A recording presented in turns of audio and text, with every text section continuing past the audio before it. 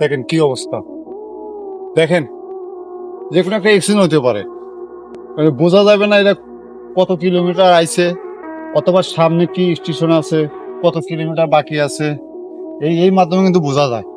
এইটাই যদি আপনি ব্লক করে রাখে তাহলে বোঝা কিন্তু মুশকিল বা কষ্টকর। কি করব এগুলো,